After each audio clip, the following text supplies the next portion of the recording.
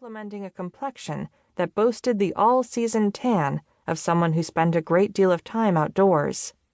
A strong, straight nose punctuated his profile, and a beard-darkened jaw closed the deal. The man oozed bear daddy.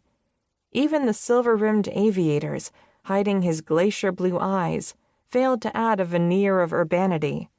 His lumberjack build filled the cockpit just as fully as his air of raw masculinity. Unfortunately, he was her firm's client and Captivity Air's CEO, Trace Shanahan, which put him off limits, according to professional ethics. Also, when he'd met up with her in Anchorage to fly her to their final destination of remote captivity, he'd looked her up and down with that riveting gaze that had struck her as a little sad.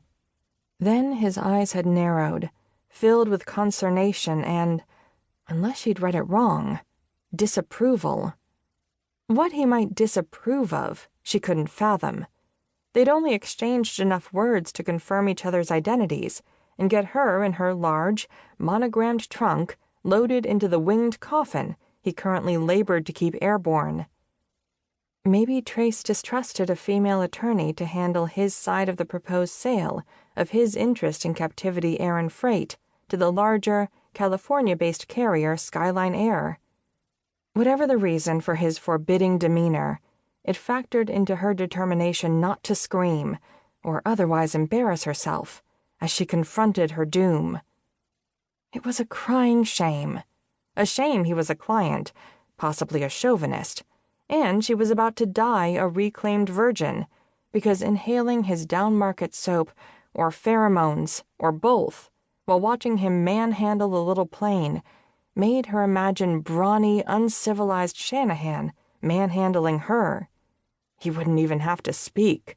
He could just grunt heavily while fucking her brains out. All of the men in her world were highly civilized. They fell into two categories: attorney at law, gay, or like Danny, they accompanied that overlapping segment of the Venn diagram encompassing both. Such was her life as a single girl in West Hollywood. The plane leveled out with a nauseating shimmy. Thanks to Trace's rush to depart ahead of the storm, now threatening to spit them out of the sky, she just might hurl a gluten-free, dairy-free, vegetarian Alaskan Airlines business-class lunch all over the limited edition suit she'd planned to exchange for casual traveling clothes after her breakfast meeting. Sadly, the meeting ran long. Then she'd hoped to change upon arriving in Anchorage, but her flight had hit delays.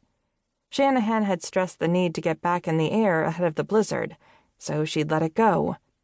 Assuming she survived this death spiral into the great north, she hoped her white-gloved dry cleaner could erase an afternoon's worth of abject panic from the suit.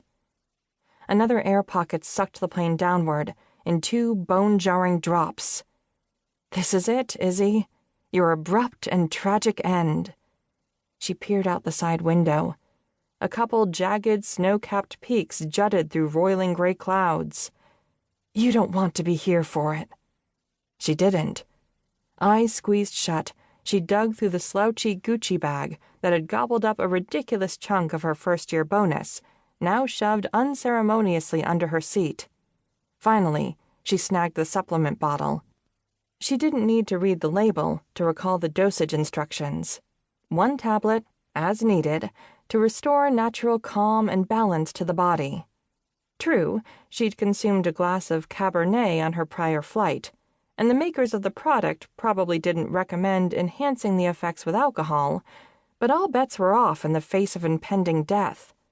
Especially painful, terrifying impending death. She wrenched the cap open, brought the bottle to her lips, and let the jostling of the plane tumble a tablet into her mouth. The next sudden drop had her gulping it down with barely a gasp.